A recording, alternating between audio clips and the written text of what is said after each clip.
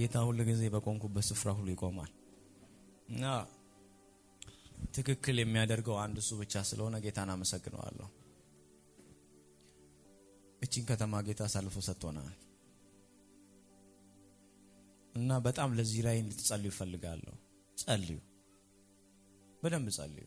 ሲሪየስሊ ለምን እኛ የሆነ ቸርች አይደለም መጀመር ነው፣ ኢትዮጵያን የሚቀይር ነው። እግዚአብሔር ገና ሳልጀምረው ነው ገና በልጅነት ያስጠነቀቀኝ። ዱላ እንዳለ፣ ጦርነት እንዳለ፣ ስር እንዳለ፣ ብዙ ነገር እንዳለ። ለምን የኢትዮጵያን አገልግሎት ነው ቀይረዋል ያለኝ። አሁን ቸርች ቡክ ይዛችሁ የምትሄዱ ሰዎች፣ ወረቀት ይዛችሁ የምትሄዱ ሰዎች እሱን አቁማችሁ ኢየሱስ ዛሬ ቀጥሮኛል፣ የሚሄደው ከኢየሱስ ጋር ልገናኝ ነው፣ እሱን ካገኘው ሁሉ ነገሬ ያልቃል፣ ራሱ ተገልጦ ያናግረኛል፣ በቃ የኢትዮጵያ ቤተክርስቲያን ስብከቷ ግሎሪ ይሆናል። ሁሉም ስለ ክብር ማውራት ይጀምራሉ። ውድ የሆነው ነገር ክብር እንደሆነ መናገር ይጀምራሉ። ዝም ብላችሁ ታያላችሁ። 2018 ዝም ብላችሁ ታያላችሁ። ይሄን የምላችሁን ታያላችሁ። እኔ የትም ቸርች የትም ቦታ ስገባ ይሄን ነው መነግራቸው እና እኔ ጋር የመጣውን ሰው ደግሞ ይሄን ቅባት ነው ማስተላለፍበት እና ሄዶ ሌላ ርዕስ አያወራ፣ ስለ ግሎሪ ነው የሚያወራው። የክብር የግሎሪ ጊዜያችን ነው። የኢትዮጵያ ቤተክርስቲያን የክብር ጊዜዋ ነው። ይበቃናል። በባንድና በእንትን ተንጫጭተን ብቻ አንሄድም። ተነክተን ነው እንጂ የምንሄደው ነክቶን ደስይለ ኢየሱስ ያው እዚህ ጋር ምናምን ሲሉኔ ጉባኤ ውስጥ በጣም ደስተኛ ነው። ለምን እኔ ቆንኩበት ስፍራ ጌታ መጥቶ ለኔ ይቀላል ነገር አይደለም። ለእናንተም ዛሬ ይሄ ነው የምነግራችሁ። ኢየሱስ እዚህ መጥቷል። በኋላ መሬቱ ይከብዳችኋል፣ ሰማዩ ይከብዳችኋል፣ አየሩ ይከብዳችኋል። ግን አንድ ነገር አውቃለሁ፣ ሰማይ ተከፍቶላችሁ ኢንጆይ ታረጋላችሁ። ዛሬ ኢንጆይ እናረጋለን። ታፍራላችሁ። ከአንዳንዴ 10 ጥያቄ አሁን እዚህ ውስጥ ያላችሁ ስል ብድግ የሚል ብዙ ሰው ሆነ ያለው ጌታ ቢገለጥል 10ሩንም አጠይቀው 10ሩንም እውነቴን ነው የምነግራችሁ። ልክ ሰማይን ስታይ የተዘጋጀልን ስታይ አባትን ስታይ ምን ሆኜ ነው ይሄን ሁሉ ጥያቄ ያስኩት ምናምን ትላለህ። ቤት ስትገባ ሁለተኛ ለመጸለይ ሼም ይዘሃል። ጌታን እዚህ ቸርች የመጡ እኔ ብዙ ሰዎችን አገኛቸዋለሁ፣ ጠይቃቸው ከዛ በኋላ እንዴት ሆናችሁላቸዋል? መጸለይ አንችልም እንደ ድሮአችን ይሉኛል። ኢየሱስ ጌታ ነው። ኢየሱስን ታዩታላችሁ። ስለዚህ ዛሬ በጣም እንድትዘጋጁ ፈልጋለሁ። ጌታ የነገረኝ ነገር ምንድነው? ዛሬ ልጆቼን ተዋወቃቸዋለሁ ብሎኛል። በቃ ፈልጓቸዋል። እሱ ልጆቼን ተዋወቃቸው፣ ከነሱ ጋር እገናኛለሁ፣ ጊዜ እንድትሰጠኝ ፈልጋለሁ ልጄ ብሎኛል።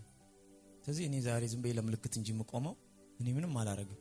ትንቢት ከፈለጋችሁ ራሱ ይነግራችኋል። ስማችሁን ይጠራና ይነግራችኋል። ስማችሁ ሲጠራ ደስ ይላችሁ የለ? ይጠራችኋል ራሱ። በስሜ ጠራኝ ስሏል ሰማችሁ እኛ ቸርች? አዎ ስለሚፈልጉ ነው። በስማችሁ ይጠራችኋል። እና ደማስቆ ብዙ ነው የሚደገመው ዛሬ፣ ብዙ ሰዎች ሊደገማል ዛሬ። ቲቶ መጽሐፍን አወጣችሁ? ቲቶ መጽሐፍን ካወጣችሁ ምዕራፍ 2 ላይ ቁጥር 11 ጀምሮ ያለውን ቃል ነው ማካፈላችሁ ዛሬ። በቲቶ መጽሐፍ ምዕራፍ 2 ከቁጥር 11 ጀምሮ ያለውን ቃል እናነበዋለን። ድነት የሚገኝበትን የእግዚአብሔር ጸጋ ለሰዎች ሁሉ ተገልጧልና ይህም ጸጋ በኃጢአት መኖርንና ዓለማዊ ምኞትን ክደን በአሁኑ ዘመን ራሳችንን በመግዛትና በጽድቅ በእውነተኛ መንፈሳዊ ሕይወት እንድንኖር ያስተምረናል። ይህም የተባረከ ተስፋችን የሆነውን የታላቁ አምላካችንን ያዳኛችንን የኢየሱስ ክርስቶስን ክብር መገለጥ በመጠባበቅ ነው። እርሱም ከክፋት ሊቤዠን መልካም የሆነውን ለማድረግ የሚተጋውን የእርሱ የሆነውን ሕዝብ ለራሱ ያነጻ ዘንድ ራሱን ስለኛ ሰጥቷል የሚል ቃል አለ። ደግሜ ያነበዋለሁ። ቁጥር 11 ላይ ድነት የሚገኝበት የእግዚአብሔር ጸጋ ለሰዎች ሁሉ ተገልጧልና ይህም ጸጋ በኃጢአት መኖርንና ዓለማዊ ምኞትን ክደን በአሁኑ ዘመን ራሳችንን በመግዛትና በጽድቅ በእውነተኛ መንፈሳዊ ህይወት እንድንኖር ያስተምረናል። ኢየሱስ ጌታ ነው። መደበኛውን አንተ ጋር ያለው አንብበልኝ ቁጥር 11 ላይ ማይክ ተጠቅ።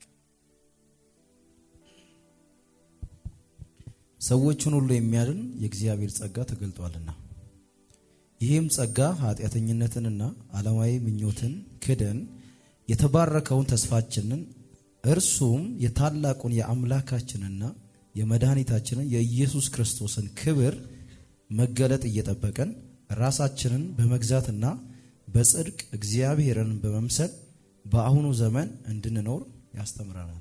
ምን ያደርገናል? ያስተምረናል። ቴንክ ዩ። በቃ ኢየሱስ ጌታ ነው። የዛሬው የቃሉ ስብከታችን ትምህርት የጸጋው ትምህርት በሚል ነው። ኢየሱስ ጌታ ነው። እስቲ የጸጋው ትምህርት በሉ። ድገሙ እስቲ በደንብ የመጨረሻ በሉ። ምን? ዛሬ ስለ ጸጋው ትምህርት ነው ማስተምራችሁ። ጸጋው ምን እንደሚያስተምረን ነግራችኋለሁ። ከዛ ለኢንካውንተር ጸልያለሁ። ብዙ ኢትዮጵያ ውስጥ ከማያቸው ነገሮች አንዱ ለክርስቲያኖችም በጣም ትልቅ መልእክት ያለኝ ጸጋውና የጸጋውን ስጦታ እጅግ በጣም ምናምታታው ይመስለኛል። ከዛ የተነሳ ብዙ የሚናገሩ ሰዎችን ሳያቸው ሲያስተምሩ አንዳንዶች ሲሰማቸው ጸጋውና የጸጋውን ስጦታዎች እጅግ በጣም ቀላቅለው ሲያወሩ ሰማለሁ። በነገራችን ላይ ትንቢት ጸጋ አይደለም፣ ዕውቀትን መናገር ጸጋ አይደለም፣ ጥበብን መናገር ጸጋ አይደለም፣ ፈውስን ማድረግ ጸጋ አይደለም፣ ታምራት ማድረግ ጸጋ አይደለም። ይህ ጸጋ ሳይሆን የጸጋው ስጦታ ነው። ጸጋው ክርስቶስ ነው። ለዛ ነው መጽሐፍ ቅዱሳችን ሲናገር አንደኛ ቆሮንቶስ መጽሐፍ ምዕራፍ 12 ላይ ቁጥር 4 ላይ የጸጋ ስጦታ ልዩ ልዩ ነው፣ መንፈስ ግን አንድ ነው ይላል። የጸጋ ስጦታ ልዩ ልዩ ነው እና ስጦታና ጸጋውን ብዙ ሰዎች እንደበላልቀዋለን። በጣም የሚገርመኝ ነገር ግን ራሱ ደግሞ ጸጋ የተባለው ክርስቶስ ደግሞ ጸጋ ማለት ትርጉሙ ስጦታ ስለሆነ እሱ ደግሞ ከአብ ዘንድ የተሰጠን ምንድነው? እስቲ ስጦታችን ነው በሉ። እና በጣም ይገርመኛል። ከአብ ዘንድ የተሰጠን እሱ ስጦታችን ነው። እሱ ስጦታችን የሆነው ደግሞ ሌላ ስጦታ ለቤተ ክርስቲያን አፈሰሰልን። አሜን በሉ እንጂ። ለዛ ነው በጸጋ ላይ ጸጋን ያለው። ለዛ ነው እና አብ ከሰማይ ልጁን ሲሰጠን የተሰጠን ልጅ ደግሞ ብዙ ስጦታዎችን ለቤተ ክርስቲያን እና የእግዚአብሔር ቃል ሲናገር ሰዎችን ሁሉ የሚያድን የእግዚአብሔር ጸጋ ተገለጠ ይላል። ይህ ማለት ትንቢት ያድናል ማለት አይደለም። ዕውቀትን ያድናል ማለት አይደለም። የቃል ዕውቀት፣ የዕውቀትን መገለጥን መናገር፣ ጥበብን መናገር፣ ታምራትን ማድረግ፣ ፈውስን ማድረግ ለቤተ ክርስቲያን እንድንታነጽበት፣ እንድንጽናናበት፣ እንድንማርበት የተሰጡ ስጦታዎች እንጂ የምንድንበት መዳኛው ጸጋ ይባላል። ጸጋ ደግሞ ክርስቶስ ነው። እስቲ ጸጋ በሎ፣ ክርስቶስ ነው በሎ፣ ከሰማይ የተሰጠን በሎ፣ ስጦታችን በሎ፣ ኢየሱስ ነው በሎ። እና ለዛ ነው በጸጋ ላይ ጸጋ ምን አደረገልን? አፈሰሰልን አለ። እና ለዛ ነው ቤተክርስቲያን ውስጥ ብዙ አይነት የጸጋ ስጦታዎች አሉ። ስጦታዎች ናቸው እነዛ። እና በጣም የሚገርመኝና ደግሞ በጣም እንድታስተውሉ የምፈልገው ጸጋው እናንተን መስራት ይፈልጋል፣ ስጦታው በእናንተ መስራት ይፈልጋል። ይሰማል?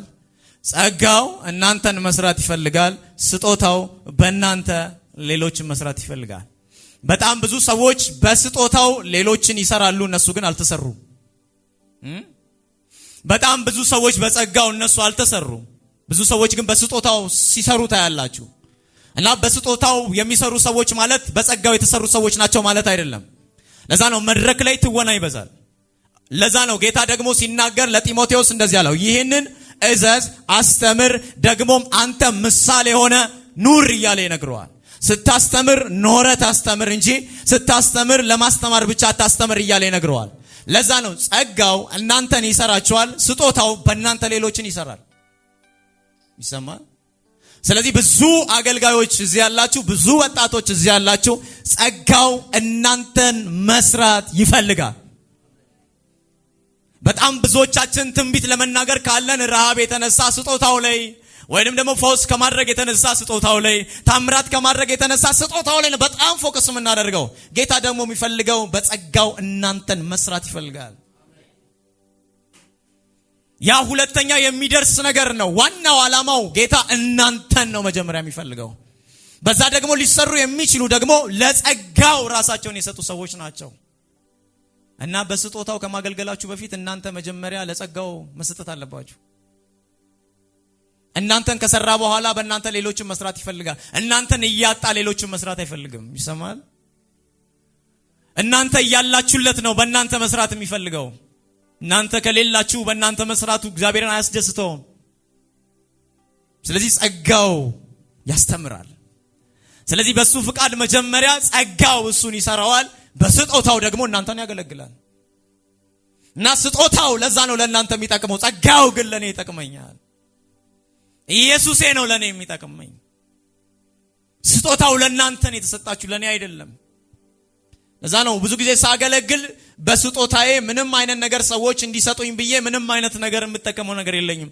ስጦታ ለእናንተ እንደሆነ አውቃለሁ እና በነፃ እንድሰጣችሁ ነው እግዚአብሔር የሰጠኝ። ጸጋው ግን እኔን ይፈልገኛል። እኔን መስራት ይፈልጋል። እኔን ማከም ይፈልጋል። እኔን ማጽናናት ይፈልጋል። እኔን ማሳደግ ይፈልጋል። እኔን መስራት ይፈልጋል። ስለዚህ በቤተ ክርስቲያን ውስጥ ስታገለግሉ ስታስቡ መጀመሪያ አንድ ነገር አድርጉ።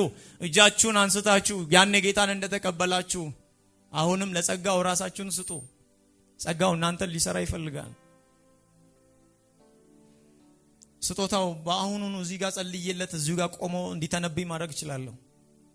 ለምን? ስጦታው ይሰራል። ለጸጋው ግን እናንተ ትሰራላችሁ ወይ ነው።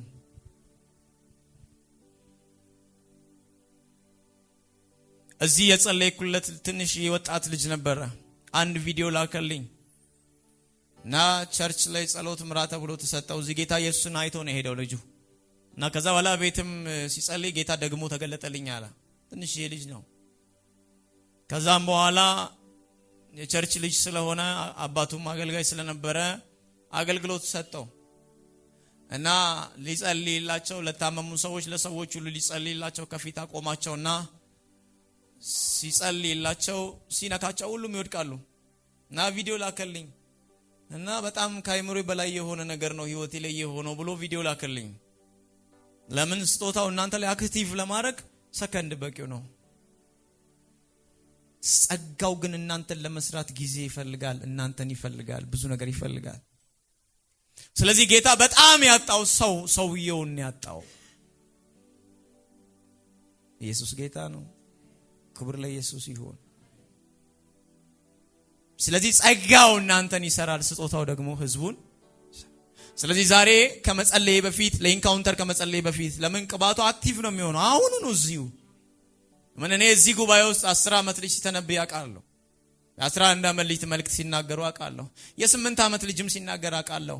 ምንም መጽሐፍ ቅዱስ ከየት ወዴት እንደሆነ የማያውቁ ልጆች መልእክት ሲናገሩ አውቃለሁ። ለምን? እዚህ ስትመጡ የተከፈተ ሰማይ ነው ያለው። በደቂቃ ውስጥ ነው የሆነ ራሳችን የሆነ ዓለም ውስጥ ገብተን የምናገኘው። ግን ያ ያስፈራኛል። ልክ ቀሎ እናንተ ጋር የሆነ ስጦታ ሲመጣ እናንተ መጀመሪያ ለመሰጠትና ለመሰራት ግን ዝግጁ መሆን አለባችሁ። በልጅነቴ ስለሆነ ጌታ ሲገለጥልኝ አስታውሳለሁ። ወዲያውኑ ስወጣ አጋንንት ሲያየኝ ይጮሃል፣ ባጃጅ ላይ ይጮሃል፣ መንገድ ላይ ይጮሃል እና ወዲያውኑ እኔ በቃ እንደዛ ሲጮህ ደስ ብሎኝ ወደ አገልግሎት ገባሁ እና ጌታ መጀመሪያ አስጠነቀቀኝ፣ ረፍና ተቀመጥ አለኝ። ለካ ልክ እሱን ኢንካውንተር ሳደርገው ኦልሬዲ ስራው ይጀምራል እኔ ላይ። ግን እኔ ግን ገና ነኝ።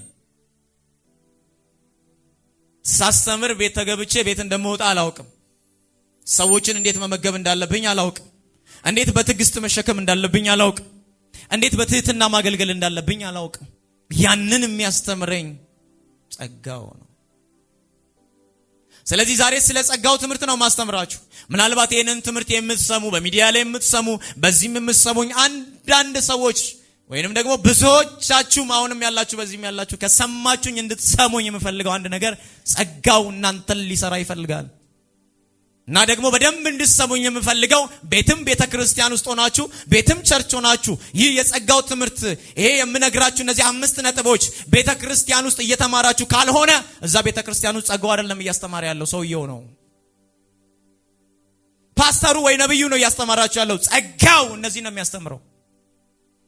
ለዛ ነው ብዙ ጊዜ እናገራለሁ መንፈስ ቅዱስ ሲመጣ አለ ጌታ ኢየሱስ ብዙ የሚነግራችሁ ነገር አለ ይነግራችኋል አላችሁ አይደለ? ከዛን በኋላ ሲነግራቸው ግን ስለ መንፈሱ ስጦታ ወይንም ደግሞ መንፈሱ ስለሚያስተምራቸው ትምህርት ሲነግራቸው ብዙ ነጥቦችን አይደለም 3 ነው 4 ነጥቦችን ይነግራቸው ነበር። ግን አብዛኞቹ ስለ ጽድቅ፣ ስለ ቅድስና፣ ስለ መመለስ፣ ስለ መምጣቱ ይናገራል ብሏቸው ይነግራቸዋል።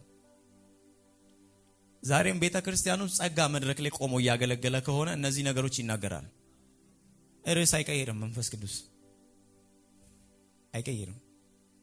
አይቀይርም ባይዘው።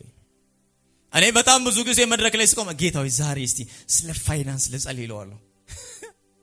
እኔ መከላይ የሚስቅብኝ ነው ይመስለኝ። እቸገራለሁ። ጸልያለሁ እኮ ግን እቸገራለሁ። እኔ ልጆቼን ይፈልጋሉ ንስሐ አስገባ ይለኛል። ጊዜ የለኝም ይለኛል። ልመጣ ነው ይለኛል። እና ብዙ መድረክ እድል ተሰጥቷቸው ሌላ ርዕስ የሚያወሩ ሰዎች በጣም ያስጨንቁኛል። ኢየሱስ ሊመጣ ነው። ጊዜ የለንም እኛ። እዚህ ምድር ላይ በጣም ትልልቅ የሆነ ግንባታ ለመገንባት መዘጋጀታችሁ ጥሩ ነው፣ ገንቡ። ግን ኢየሱስ ሊመጣ ነው። ስለዚህ ዛሬ በደንብ እንድትሰሙኝ የምፈልገው ስለ ጸጋው ትምህርት ነው። ጸጋው ቤተክርስቲያን ውስጥ ምን እያስተማረ ነው ያለው? ጸጋው ቤተክርስቲያን ውስጥ ምንድነው እየነገረን ያለው? እና በዚህ በቲቶ መጽሐፍ ላይ ምዕራፍ 2 ላይ አንድ በአንድ ይነግረናል። ከዛን በጣም የሚገርማችሁ ጸጋው ምን ይለናል አለ? ያስተምረናል አለ። ለካ ጸጋ ያስተምረናል። ለካ ጸጋው የሚነግረን ነገር አለ። ለካ ጸጋው እኛን የሚሰራበት ስራ አለው። እና ስለ ጸጋው ትምህርት ሲያወራ የመጀመሪያው ኃጢአትን እንድንክድ የሚላል አይደለ? ኃጢአተኝነትን ክደን አይልም? እና ለካ ጸጋው የመጀመሪያ ትምህርቱ ሰዎች ሁሉ ኃጢአትን እንዲክዱ ነው።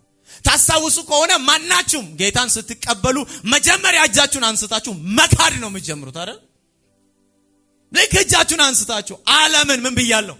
ለዚህ ነው ብዙ ፔንቴኮስት ሲጀምር ዓለምን ክዶ ነው የጀመረው። ሲኖር ግን ከዓለም ጋር ነው የሚኖረው። ብዙ ፔንቴ እጁን አንስቶ ሲጀምር ኃጢአትን ክዶ ነው የሚጀምረው። ሲቀጥል ግን ከኃጢአት ጋር ነው የሚኖረው። ክዳ የጀመርከውን ነገር አሁንም እንድትክደው የሚያስተምር ጸጋው ነው። ጸጋው ምን እያለ ነው ቤተክርስቲያን ውስጥ የሚያስተምረው ካላችሁ ኃጢአትን ካድ ና ቤተክርስቲያን መድረክ ላይ ቆመው የሚናገረው ኃጢአት እንድትክድ ነው። ተው፣ ካደው፣ አታርገው፣ ጣለው ምናምን ነው የሚለው። መቼም ከኃጢአት ጋር ተስማምታ እንድትቀጥል አይነግርህም። ጊዜ የለማ፣ ሰዓት የለም። እና የመጀመሪያው የጸጋው ትምህርት ስለ ኃጢአት ስለ መካድ ይነግራል። ኢትዮጵያ ውስጥ እንደ ብርቅዬ እየጠፋ ያለው ሰው ምን አይነት ሰው ነው ታውቃላችሁ? ጉባኤን ንስሐ የሚያስገባ ተመለስ የሚል ሰው ምናምን ተመለሱ፣ ተው፣ ይሄን አታርግ፣ ይሄን አርግ። ጉባኤ ልክ ሲሰበሰብለት ምን ያህል ገንዘብ እንደሚሰበስብ ካሰበ ጸጋ እያስተማረ አይደለም። ጸጋ ህዝብ ሲሰበሰብለት ቶሎ የሚያስበው ህዝቡን ገንዘብ ማድረግ ነው፣ የራሱ ማድረግ። እና አንተን እንዴት አድርገው ገንዘብ እንደሚያደርግ ነው የሚያስበው። ዛሬ ጸጋው አንድ ነገር እየነገራችሁ ነው፣ ኃጢአትን ካዱ።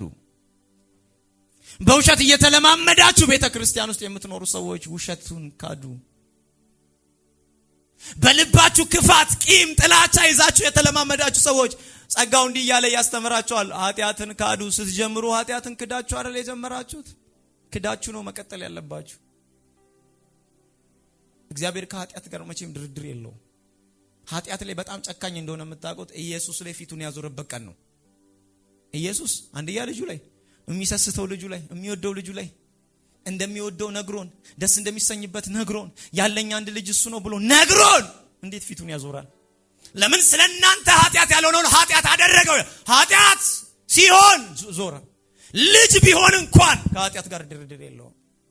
እናንተ ኃጢአትን ኪስ ውስጥ ከተ እግዚአብሔር ቸር ነው ያልክ ነው እንደምንኖረው። እግዚአብሔር ከኃጢአት ጋር ድርድር የለውም፣ ይጠየፈዋል። እና ለዚህ ነው በጣም ብዙዎቻችሁ ያላችሁበት ህይወት ታውቁታላችሁ ስተት እንደሆነ፣ ግን እንደዛው ስተት ውስጥ እንዳላችሁ ነብዩ ትባረካለህ ሲል አቤት ደስታ። ገደለ እንጂ አላዳነ፣ አጠፋ እንጂ አላመለመ፣ አላሳደገ። ስለዚህ የጸጋው ትምህርት አንዱ ትምህርት ኃጢአትን ምን በሉ የሚል ነው፣ ካዱ። ዛሬ ነግራችኋለሁ፣ ቶሎ ብዬ ነው የምናገረው፣ ግን አንድ ነገር እንድታስተውሉ ፈልጋለሁ። እቺ ዓለም ውስጥ ነው ያላችሁት። በዚህች ዓለም ውስጥ ግን በጣም ተስማምቶ ሰዎች እየኖሩ ያሉት ከኃጢአት ጋር ነው። ኃጢአትን ካዱ። በፍጹም ከኃጢአት ጋር አትስማሙ። በፍጹም እንኳን ስትዋሹ አይደለም ሰው አጠገባቸው ነው ሲዋሽ ሲቅጥጥል ይለና የሚገባው። ታው እንጂ ክርስቲያን ደንግጥ እንደ ድሮ ጴንጤ ወይዬ ሁሉ ያለቅሳል። ድሮ ጴንጤ የሆነች ነገር ካደረገ በጣም ያዝናል። አሁን በጣም በኮንፊደንስ ነው የምንመጣው። ስናገለግልም አንፈራም፣ መድረክ ላይ ስንቆምም አንፈራም። ኖርማል ሆኖብናል። እንገራችሁ የኢንካውንተር ትልቁ ሚስጥር ጽድቅና ቅድስና። ያለ ቅድስና ግሎሪ የሚባል ነገር የለም። ብዙ ጊዜ ነው የምነግራችሁ፣ የለም፣ አይኖርም። ማንም ኢየሱስን መድረክ ላይ በብዙ ባንድ ሆኖ፣ በብዙ በሚብለጨለጭ መብራት ሆኖ፣ በብዙ በሚጮህ ህዝብ ሆኖ ኢየሱስ ናና ተገለጥልን ብትሉት አይመጣም። የሚመጣው እሱ የልብ ንጽህናችሁን እያየ ነው። ለዛ ነው እኔ አለ ወደዛ ትሁት ሰው እመለከታለሁ አለ። ወደዛ በቃሌ ለሚንቀጠቀጠው ሰው እኔ የምመለከተው እንደዚህ አይነት ሰዎች ነው አለ። ለዚህ ነው እኮ በማቴዎስ ወንጌል መጽሐፍ ምዕራፍ 5 ቁጥር 8 ላይ ልበ ንጹሖች ብፁዓን ናቸው አለ። እግዚአብሔርን ምን ይላል? ያዩታልና። በንጽህና ውስጥ ነው ማየት ያለው። በንጽህና ውስጥ ነው እሱን ሻይ ነው የምታደርጉት የሚገለጠው። እናንተም የሱን ፊት የምትገልጡት በዛ ውስጥ ነው። የጸጋው ትምህርት አንዱ ትምህርቱ ኃጢአትን ካድ። ከዛን ኃጢአተኝነትን ክደን ብሎ አያበቃ። ሁለተኛ እንደዚያ ዓለማዊ ምኞትንም ጨምሮ ምኞትን እንኳን ያስክዳል ጸጋ እንጂ የእንትናን ቤት በድግምትና በጥንቆላ የደረደረውን ፎቅ እያየ እሱ እንኳን እንዲያርግተለት ለሱ እንኳን እንዲሰጠህ ለኔ እንዲህ ተብሎ ይጸልያል። ባይዘው ለሱ እንዲየሰረቀ እንዲያርግተ እሱ እንኳን እዚህ ደርሶ እኔ ግን እንደዚህ ተብሎ እኮ አይጸልይም። ነውር እኮ ነው። ይሄ ማለት ዓለማዊ ነገርን እየተመኛችሁት እኮ ነው። እሱ ነው ያላችሁት እኮ ነው። ያ ነገር ካንተ ውስጥ ፍልቅቅ ብሎ እንዲወጣ ከፈለክ ጸጋው ነው ያን የሚያደርገው። ለዛ ነው ጸጋው ሲሰራን ኃጢአትን እንድንክድ ያደርገናል። ጸጋው ሲሰራን ዓለማዊ ምኞትን ተራ ነው የሚያደርግብን። በዓለማዊ ነገር እየጓጓን ርዕስ አንቀይርም። በዓለማዊ ነገር እየጓጓን ጸሎታችን ከዓለማዊ ነገር ጋር ብቻ የተሰፋ አይሆንም። ለዚህ ነው እነ ጳውሎስ ካያችሁ ጸጋው ላይፋቸው ላይ ተጽዕኖ ስላደረገባቸው የያዝኩትን እንደ ያዝኩ ሳልቆጥር ሌላ ለመያዝ እንደገና ወደፊት ዘረግ የሚያወራው ወሬ ሁሉ ሰማይ ተው ትሞታለህ ሲሉ እኔ ደስታዬ እሱ ነው፣ መሄድ ነው የምፈልገው፣ እንደውም የክርስቶስን ሞት በመሰልኩ እሱ ወሬ ሁሉ ከሰማይ ጋር የተገናኘ ነው። ለምንድን ነው ካላችሁ ጸጋው ሙርድ አድርጎ ሰውየውን ሰርቶታል። ራሱን ለመሰራት ለጸጋው አሳልፎ ሰጥቷል። ጸጋው እንዲለውጣችሁ ከፈለጋችሁ የመጀመሪያው ጸጋው እናንተ ጋር ሲመጣ ዓለማዊ ምኞትን ካንተ ውስጥ ውልቅ ኃጢአትን እንድትክደው ያደርጋል። በፍጹም ትላለህ እና ዓለምን መካዳውን ሰው አልከበደውም። እውነትን አልከበደም። ብዙዎቻችሁ የምትመኙትን እስቲ ቼክ አድርጉ። ምንድነው የምትመኙት?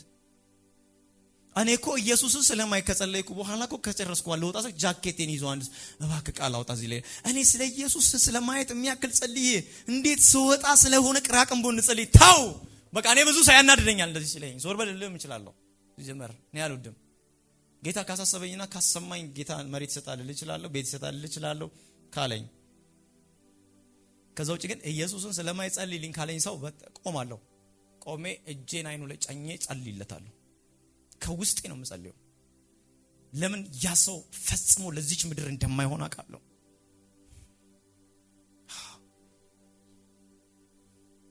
ቤተክርስቲያንን ጸጋ ማስተማር ይፈልጋል። ትውልዱን ጸጋው ነው ማስተማር የሚፈልገው። ወጣቶችን ጸጋው ማስተማር ይፈልጋል። እናንተን መስራት ይፈልጋል ጸጋው። በዚህ ነው ብዙ ሰዎች ከኃጢአት ጋር ተስማምተው የሚኖሩት። ታውቃላችሁ። እስቲ ቁጭ ስትሉ ሻይ ቡና ስትሉ ምንድነው የምታወሩት? የአገልጋዮች አንድ ላይ ተሰብስባችሁ ምንድነው የምታወሩት? ሻይ ቦታ ቁጭ ብላችሁ ምንድነው የምታወሩት? ምንድነው ያወራችሁ ያላችሁት? እነ ጳውሎስ ግን እንደዚህ አይነት ጊዜያቸው እንዴት እንደሚያወሩ ታውቃላችሁ? መቼም እነሱ እስር ቤት ነው ከነ ጢሞቴዎስ ጋር ቁጭ ብለው ነው አይገርምም እያሉ የሚያወሩት እስር ቤት ምናምን ነው። እንደኛ እንኳን አይደለም። ጥሩ ሻይ እየጠጡ ጥሩ ቡና እየጠጡ አይደለም። አስባችሁታል? እነሱ ተቀምጠው የሚያወሩት ወሬ እስቲ ያስቡት። ምንም ያወራ ይመስላል ጳውሎስ? እስር ቤት ውስጥ ሆኖ እኮ ነው ስለሆነ ቤተክርስቲያን ነው የሚያወራለ። እሷም ቤተክርስቲያን እንዴት አድርገንና ወሬ ሁሉ ከዛ ጋር ነው ፕሮግራሙ። እንዴት እየሄደች ይሆን ያቺ የቆሮንቶስ ቤተክርስቲያን ይላችሁ? እንዴት እየሄደች ይሆን ኤፌሶን? እንዴት እየሄዱ ይሆን እያለ ነው የሚያስበው። ስለዛ ጉዳይ ብቻ ነው። ለምን ካላችሁ ሰውየው ለጸጋ ራሱን አሳልፎ ሰጥቷል። ለዛ ነው ብዙዎች በጸጋው ሳይሰሩ በስጦታው ነው የሚያገለግሉት ያልኳችሁ።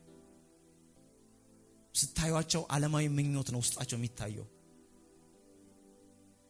ሲታያቸው ስብከትም ትምህርትም አካሄዳቸውም ስታዩ ዓለማዊ ምኞት የበዛበት ይሆናል። ወደ ማገልገልና በማገልገል ማደጉ ስታስቡ ዓለምን እያሰባችሁ ከሆነ ተሸውዳችኋል።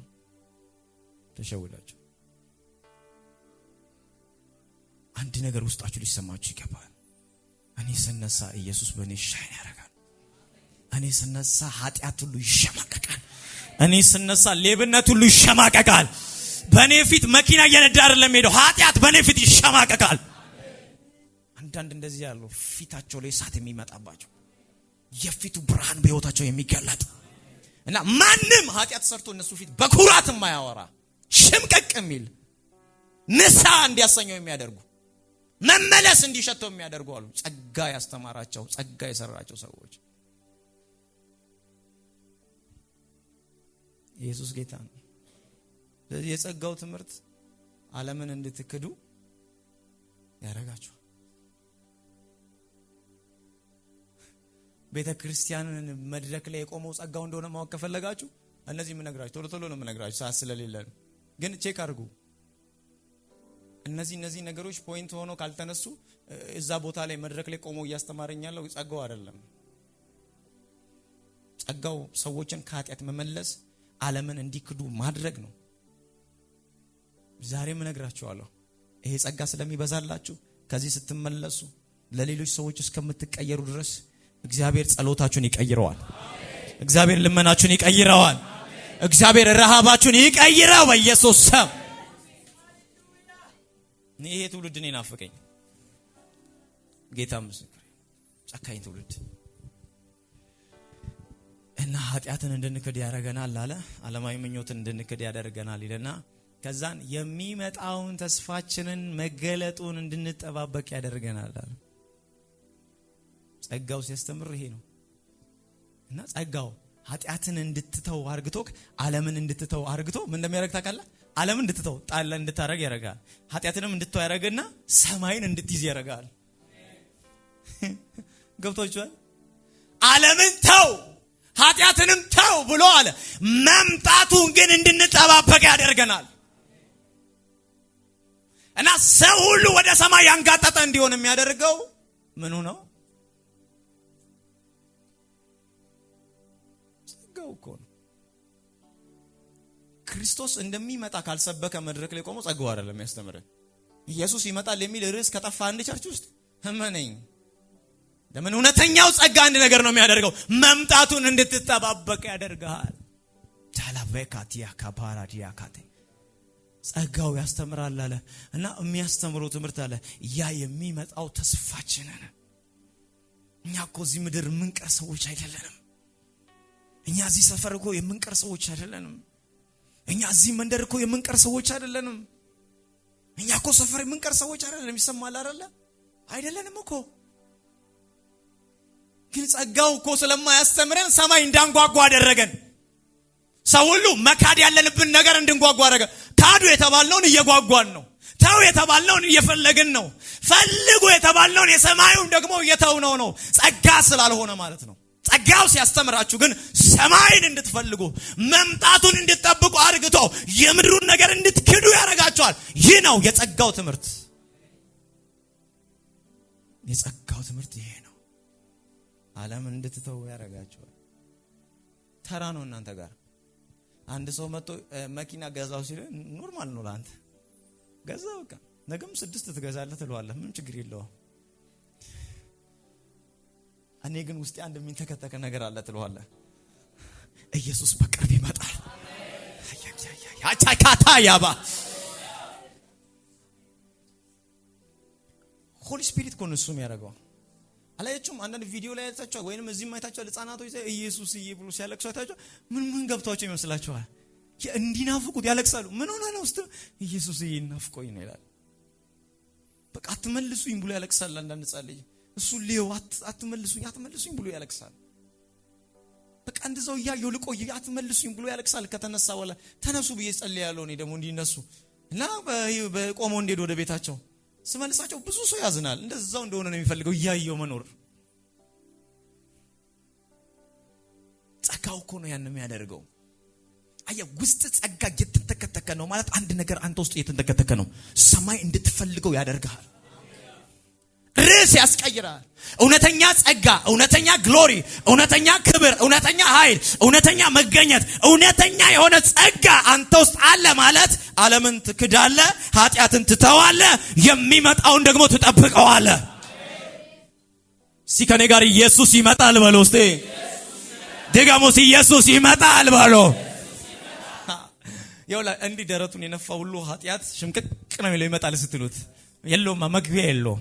አሁን ነው እናንተን የሆነ ጎጆ ሰርቶ የሚያስፈራራችሁ የሆነ ነገር ሰርቶ እኔ እየኖርኩ ነው ምናምን ብሏችሁ የሚፎክረው አሁን ነው። አንድ ቀን ግን አለ ኢየሱስ ይመጣል። ለዘላለም የኃጢአት ደጅ ሁሉ ይፈርሳል። ለዘላለም ኃጢአት ቤት ግን ዋይታና ለቅሶ ይሆናል። እንዳትቀኑ በዓለም ነገር፣ እንዳትቀኑ በምድር ነገር። የሚሸማቀቅበት ጊዜ አሁን ነው። ግን ዛሬ የምተነብየው አንድ ትንቢት አለኝ። አንዳንድ ሰዎች አሁን ኢየሱስ ሳይመጣ በቅርብ ማለት ነው ኃጢአትን የሚያሸማቀቁ ሰዎች አሉ። ጌታ ነግሮኛል። ቤተ ክርስቲያን ውስጥ ኃጢአት በእነሱ ምክንያት ይሸማቀቃል ብሎኛል። በኩራት ደረቱን ነፍተው መድረክ ላይ አይቆምም ብሎኛል። በጉባኤ ውስጥም አይቆምም ብሎኛል። ሰዎች ሁሉ ወደ ጉባኤ ሲሰበሰቡ ንስሐ ወደ ውስጣቸው ይመጣል። መመለስ ወደ ውስጣቸው ይመጣል። እግዚአብሔርን መፍራት ወደ ውስጣቸው ይመጣል። ይሄ ደመና ካንተ ጋር ይሄድ። ልተንብይ ብሄ ደመና ተሸክመው ሄድ። ልተንብይ ብሄ ደመና ተሸክመው ሄድ። ጸጋው ሳባካታላባያ ሐሳዴ አሊቫሃ ሱፕራዲያ ካቴሌቬኒያስ ጸጋው እኮ ነው። በቃ ጸጋው የሚያስተምረን ይሄን ነው ብላችሁ ቤተ ክርስቲያን በትክክለኛ እውነተኛ ጸጋ እያስተማረ ከሆነ ኃጢአትን ተው፣ ምኞቱንም ተው ይልህና ከዛ ስትለው ሰማይን ተጠባበቅ ተጠባበቅ። ጌታ እነ ጳውሎስ ከሄዱ እኮ ስንት ሺህ ዘመን አለፈ። ግን አስባችሁታል? ይመጣል እያለ እኮ ነው ጳውሎስ ሄደው ወደ ጌታ። ሰዓት የለኝም ጊዜ የለኝም እያለ እኛ ደግሞ ቅብር ብለን ተቀምጠናል። ጸጋ እኮ ነው ስለሌለ ነው። የውሸት እኮ ነው ብዙ ጴንጤኮኒዮስ መንፈስ አለ ምናምን የሚለው። እውነትማ ሲኖር እንደዚህ አይደለም። በፍጹም ያስጥላል ዓለምን። እውነተኛ እሳት ሲነካ ምኞቱንም ያስጥልሃል። እና ርዕስ ግን አንድ ነገር ይሆናል። ኢየሱስ ይመጣል።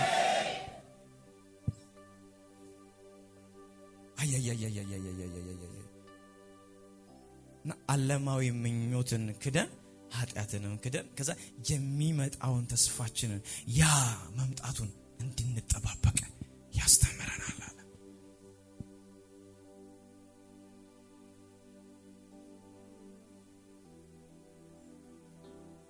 አራተኛ እንደዚህ ያለ ራስን ስለ መግዛት ያስተምረናል አይደል? ያለው ራስን እንድገዛ ያስተምራል። ለዚህ ነው በጸጋው አልተሰራንም እምላችሁ። ዓለማዊ ምኞትንም መጣል ከብዶናል፣ ኃጢአትንም መጣል ከብዶናል፣ መምጣቱን መጠባበቅን ከብዶናል እና ራሳችንንም የምንገዛ ሰዎች አይደለንም። ለምን ካላችሁ ጸጋው የሚያስተምራቸው ሰዎች ራሳቸውን እንዲገዙ ነው የሚያስተምራቸው። ስንቶቻችሁ ራሳችሁን በመግዛት ውስጥ ራሳችሁን አሰልጥናችሁታል? እስቲ ቼክ አድርጉ ራሳችሁ። ብዙዎቻችን ሰላም ሆነን የምንኖረው እኮ ሰላም ሁሉም ስለሆነ ነው። አንዱ ተነስቶ ቢገጭ ምን አይነት ሰው ነው የምትሆነው? የሆነ ሰው መጥቶ የማይሆን ቃል ቢናገር ምን አይነት ሰው ትሆናለህ? ባንዴ ነው ቀይር የምትለው። አንዳንድ ጴንጤ በጣም አደገኛ ነው። የሚሽኮረመመው ምስኪን እንዳይመስላችሁ። እውነቴን ነው የምነግራችሁ።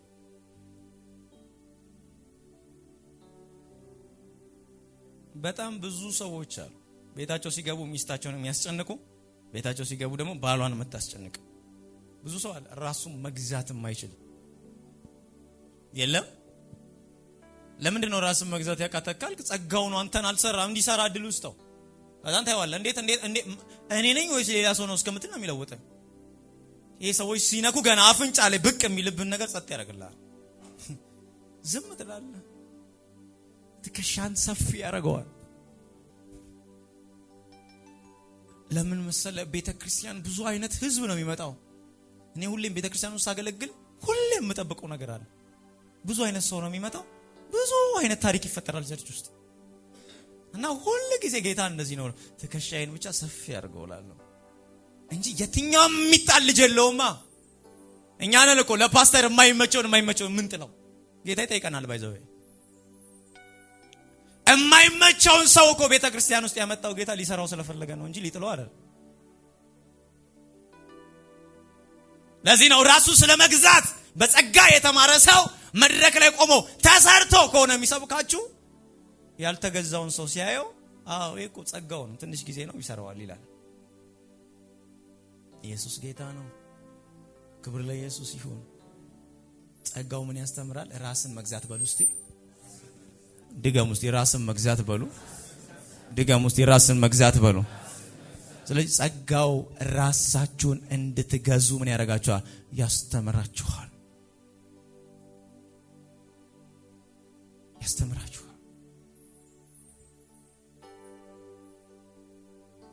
እኔ በህይወቴ ሰዎችን ቼክ ማድረግ ደስ ይለኛል።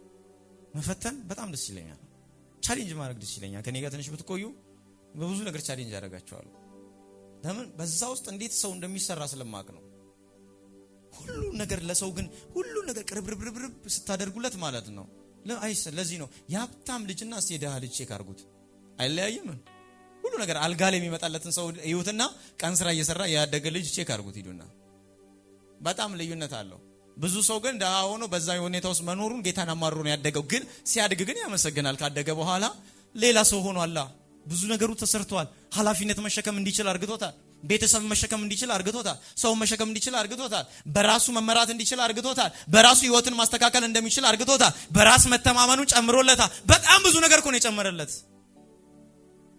ሰው ትከሻ ላይ ያደገ ሰው ግን ሲወርድ ይደነግጣል። በሰው ትከሻ ላይ ያደገ ሰው ሲተወው ያለቅሳል፣ ግራ ይገባዋል፣ መሄጃ ይጠፋዋል። በጣም ልልት ያለ ሰውነትን ያለው መቆም አይችልም፣ ይከብደዋል። ለዛ ነው በቤተ ክርስቲያን ውስጥ ስትመጡ ጌታ የሆነ ጊዜ ላይ ነገሮችን በጣም ብድግ እያደረገ ይሰራላችሁ ነው። ጌታ ከኔ ጋር ነው፣ ሁሌ እኮ ነው የሚሰማኝ፣ ሁሌ ነው የሚያደርግልኝ ምናምን ብላችሁ ከዛ የሆነች ቀን ደግሞ ጥፍት ምረበዳ ብቻ ይሆናል። የዛን ጊዜ ግን አንድ ነገር እያደረገ ነው ጌታ፣ እናንተ እየሰራ።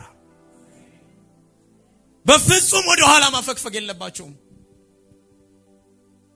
በፍጹም ባይዘው እጁ ላይ አርግቷችሁ እጁን ባዶ ያደርገዋል ጌታ አውቆ።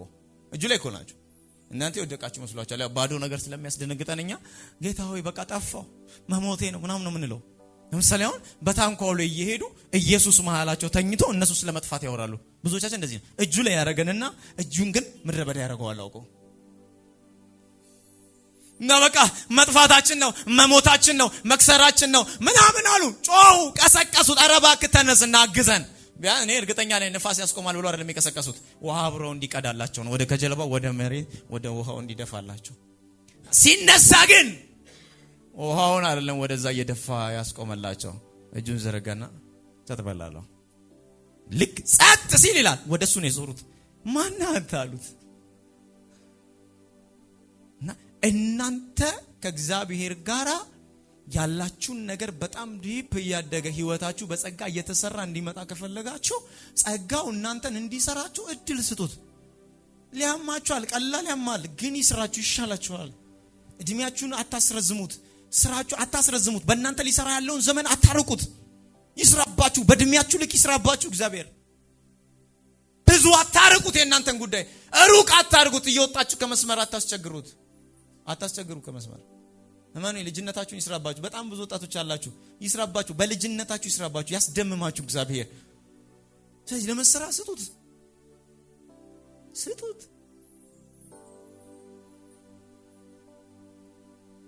ራስን መግዛት ያስተምራቸዋል። እኔ አውቃለሁ ራሴን፣ ጌታን ራሴን አውቃለሁ። እኔ በጣም እልህኛ ልጅ ነኝ። በጣም አሁን ብዙ ነገሮችን አይቼ ስቄ ምናምን ነው ማሳልፈው። ድሮ ግን እዛው የሆነ ነገር ካልፈራረጠ ደስ አይለኝም ነገርየው። እና በጣም ጥሩ አድርጎ ባዶ ሜዳ ላይ እሽት አድርገው ስላስተካከለኝ ብዙ ነገሮች አያስደነግጡኝም። አሁን ልጅ ነው እንዳትሉ፣ የልጅ ሽማግሌ ነኝ። እግዚአብሔር ከጫካ ውስጥ ነው ያወጣኝ። ግን አንድ ነገር ይግባችሁ፣ ልጅነታችሁን ተጠቅሞበት እንዲያልፍ ከፈለጋችሁ አሁን ጊዜው ስለሆነ ለጸጋው ራሳችሁን ስጡት። በጣም በመከራ ውስጥ እያለፋችሁ ከሆነ እናንተ ሰዎች ደስ ይበላችሁ። መከራው አያጠፋችሁም፣ ይሰራችኋል። ግን ራሳችሁን መግዛት እንድትማሩ ያደርጋችኋል። የእግዚአብሔርን ኃይልና ስልጣን እንድታውቁ ያደርጋችኋል። አቅምና ጉልበቱን እንድታውቁ ያደርጋችኋል። ብቻውን መስራት እንደሚችል እንድታውቁ ያደርጋችኋል። በጣም ነው የሚያስተምራችሁ ጸጋው። ስለዚህ ጸጋው ምን ያስተምረናል? ራስን መግዛት ያስተምረናል። ደስ አይልም? ኢየሱስ ጌታ ነው። ጸጋው እኮ ይሄን ነው የሚያስተምረው። እና ቤተክርስቲያን ውስጥ ራስን ስለመግዛት እየተማራችሁ ከሆነ እናንተ በጥሩ ሁኔታ ትሰራላችሁ። ግን ሆይ ሆይ እያላችሁ እየሄዳችሁ ከሆነ ጊዜው በጣም ታረዝሙታላችሁ። ይኸውላችሁ አንዳንድ ሰዎች ምሳሌ ይሁናችሁ። ቢያንስ ቤተክርስቲያን ውስጥ 30 ዓመት ቆይተው ምንም ያልተለወጡ ሰዎች ቼክ አድርጓቸው እና ትንቢት የላቸውም አላቸው፣ እግዚአብሔር ያላቸው ነገር የለም ብሏቸዋል። እናንተ እየሰማችሁ ስንት ጉባኤ ቆሞ ተነግሯቸዋል፣ እነሱም አይተዋል። ለምን አልሆነም? ጊዜውን ያረዘሙት እኮ ራሳቸው ለመሰራት ዝግጁ አይደሉም። ስለዚህ የነገራቸውን ነገር የሚሰጣቸው ሲያልቁ ነው እነሱ።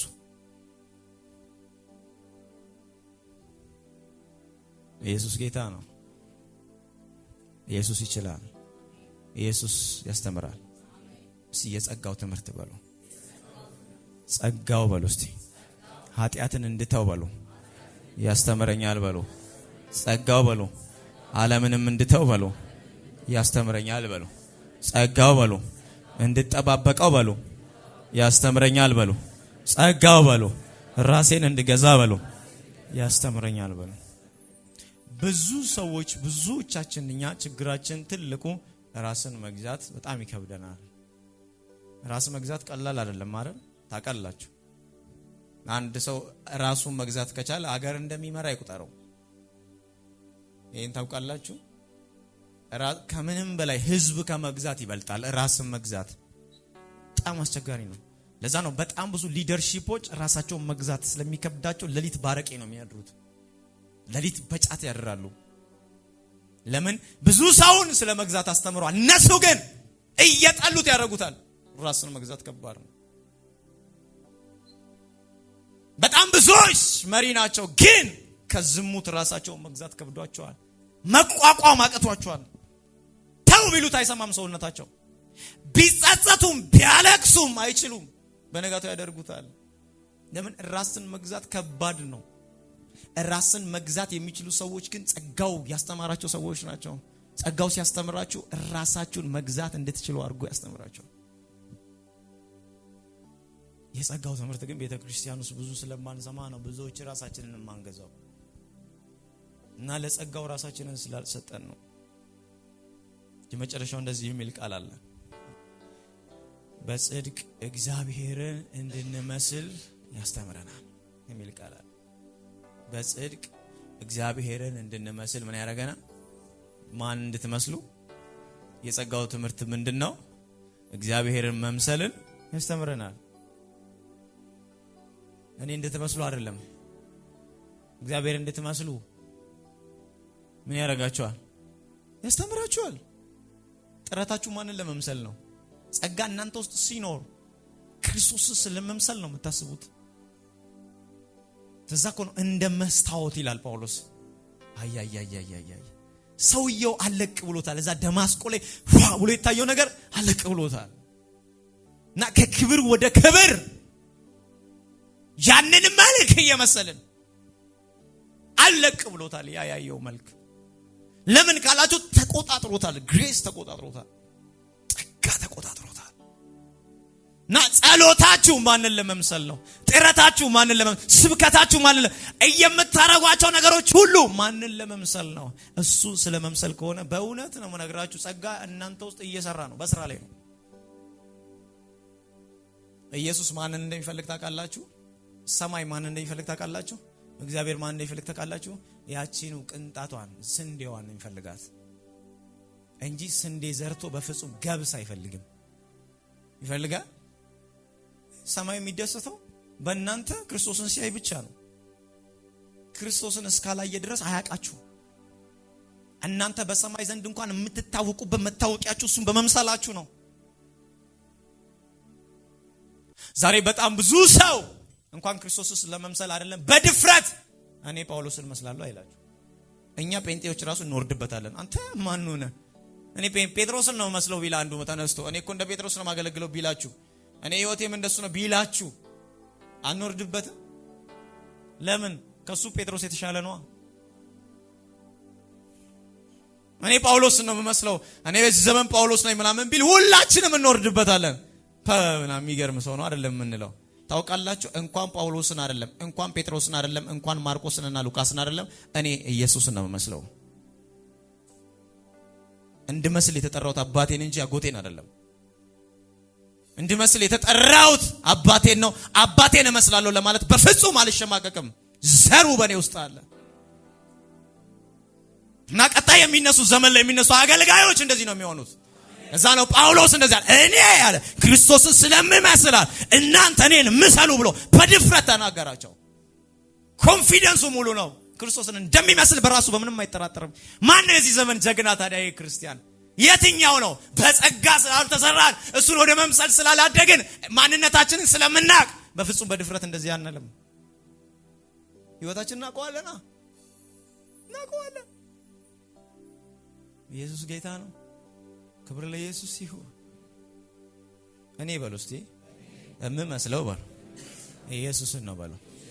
አትፍሩ። ማንንም ጴንጤ እንዳፈሩ እኔ በሉ እምመስለው በሉ ኢየሱስን ነው በሉ። እኔ በሉ እምመስለው በሉ አባቴን ነው በሉ። እኔ በሉ እምመስለው በሉ ክርስቶስን ነው በሉ። በቃ እኛ ማንንም አንመስልም። ምን መስለው በቃ ክርስቶስን ነው። ኢየሱስ ጌታ ነው።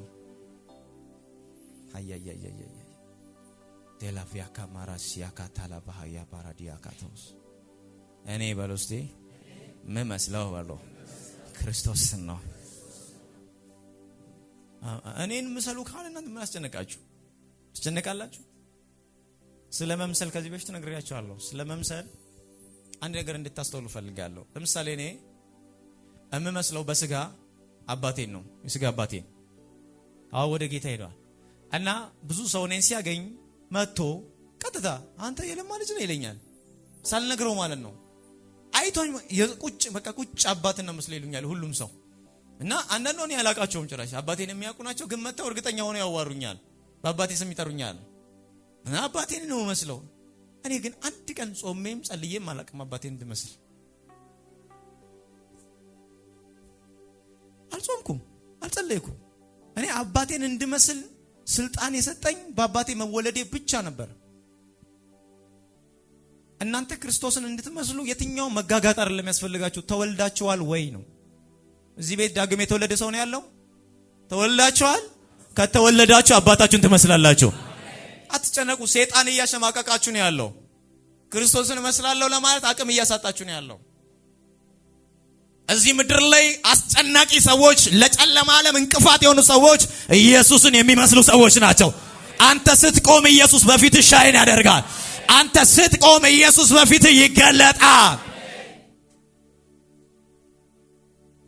በቃ በድፍረት እንደዚህ በሉ።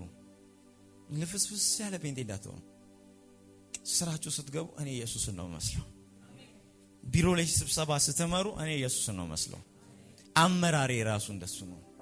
ሊደርሺፕ እንደሱ ነው። ስተነብዩ እኔ እንደሱ ነው መተነብየው። አጋንንት ስታስወጡ እኔ እንደሱ ነው ማስወጣው።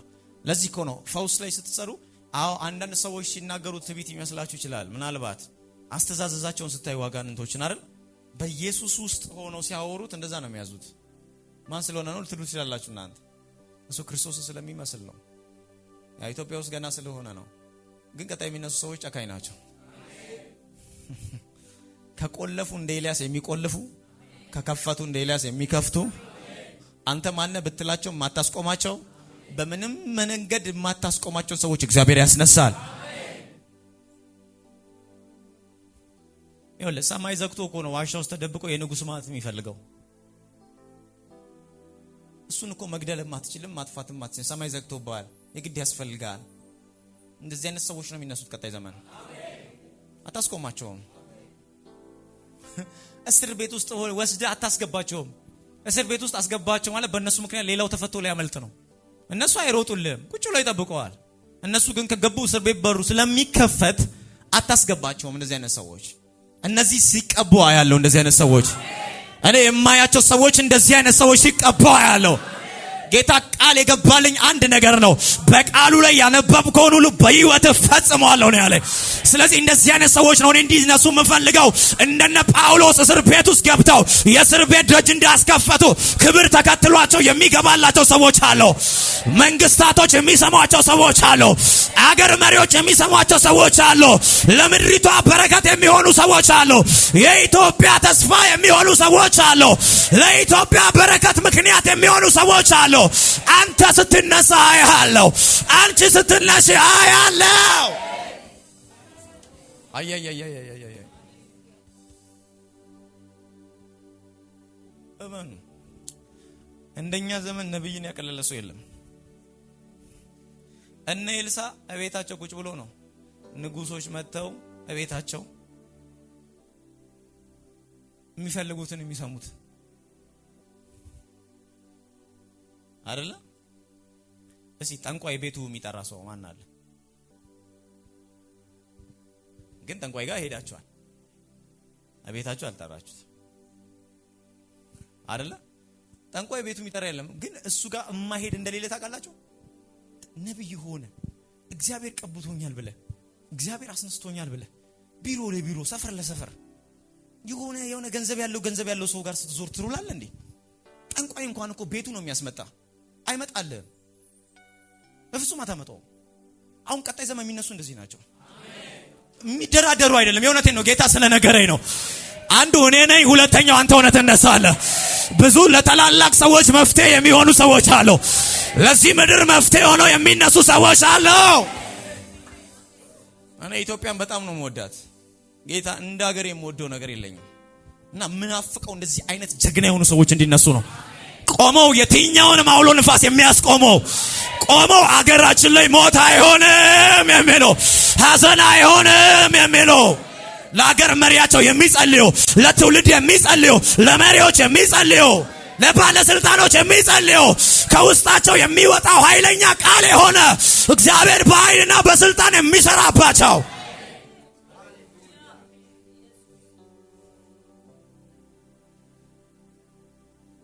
እማየው እነዚህ አይነት ሰዎች ነው። ጸጋው ነው እንደሚያስተምርህ እና ጸጋው መጥቶ አንተ ዓለምን ሲያስተው ኃጢአትን ሲያስተው መምጣቱን እንድትጠብቅ ሲያስተምር አስተዋል። ስንት ትምህርት አመለጠን እኮ፣ ብዙ ትምህርት እኮ ያመለጠን። 10 ዓመት መልፋት የሌለብንን እየለፋን ያለ ነው በአንድ ዓመት የሚያልቅ ጉዳይ። 11 ዓመት እየለፋን ያለ ነው በአንድ ዓመት የሚያልቅ ጉዳይ። በአንድ ዓመት የሚያልቅ ጉዳይ እኮ ነው። ምድረ በዳን አትፍሩት። ከጌታ ጋር ወደሚያሰማራችሁ ስፍራ አትፍሩ፣ አትደንግጡ። ማኑ የሆነ ስራ እየሰራ ነው፣ ሲጨርሰው ትገረሙበታላችሁ። ህዝብ ሊሰጣችሁ ነው፣ ትውልድ ሊሰጣችሁ እኮ ነው። ጫካ ውስጥ ከአንበሳ ጋር ሲያታግላችሁ እኔ ማንም የለኝም መሞቴ ነው አትበሉ። ከድብ ጋር ሲያታግላችሁ፣ ከባብ ጋር ሲያታግላችሁ አትዘኑ፣ አታልቅሱ። ስራ እየሰራ ነው። ንጉስ ሊያረጋችሁ ነው፣ ሊቀባችሁ እኮ ነው። መሪ ሊያረጋችሁ፣ መፍትሄ ሊያረጋችሁ እኮ ነው። ሰው ሁሉ ከናንተ ሲባረር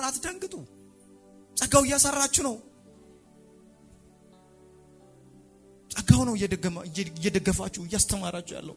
የትኛው ምድረ በዳ እናንተን አይወጣችሁ፣ የትኛው ሞት እናንተን አይወጣችሁ። እናንተ የምትዋጡ ሰዎች አይደላችሁ። ሳሙኤል ዘይቱን አፍስሶበት አንበሳ የሚበላ ይመስላችኋል? ንጉስ ሳይሆንማ የሚሞት አይደለም እሱ። አንድ አይደለም መንጋ አንበሳ ቢመጣ ቅባት ላይ ያለበት። አንዳንድ ሰዎች እንደዚህ ናችሁ። ዛሬ ላይ ማንም ሰው አጠገባችሁ ላይኖር ይችላል። ዛሬ ላይ ማንም ሰው አብሯችሁ ላይኖር ይችላል። ግን እነግራችኋለሁ አንድ ቀን ካላችሁበት ጉድጓድ እንደ ዮሴፍ ተጠርታችሁ በንጉስ ቤት ትገባላችሁ። አንድ ቀን ግን ካላችሁበት፣ ከተዋረዳችሁበት፣ ከጠፋችሁበት፣ ካዘናችሁበት፣ ወንድሞች ከከዷችሁ፣ አባቶች እናቶች ከከዷችሁ፣ የሰፈር ሰው ሁሉ ከከዳችሁ፣ ከዛ ስፍራ ወጣችሁ ወደ ታላላቅ ስፍራ ትገባላችሁ። ታላባካታላባያስ የጸጋው ትምህርቴ ነው። ስለዚህ ጸጋው የሚያስተምራችሁ ይሄን ነው። ራስ እንድትገዛ ያስተምርሃል። ክርስቶስን መምሰል ያስተምርሃል። እነዚህን 5 ነገሮች ቤታችሁ በደንብ በሰፊው አንብቧቸው። በደንብ ብጥር እያደረጋችሁ አንብቧቸው። ይሄ ነው የዛሬው ቀን መልእክቴ። ይሄ ነው። ቤተ ክርስቲያንን ጸጋ ሊያስተምር ይፈልጋል። ሰው እንዲያስተምረን አይደለም የሚፈልገው፣ ራሱ ባለቤቱ ማስተማር ይፈልጋል። ጌታ ሁሉ የሚነግረኝ አንድ ነገር አለ። ልክ ስቆም ሁሉን ጊዜ ለሱ እንድሰጠው ይፈልጋል።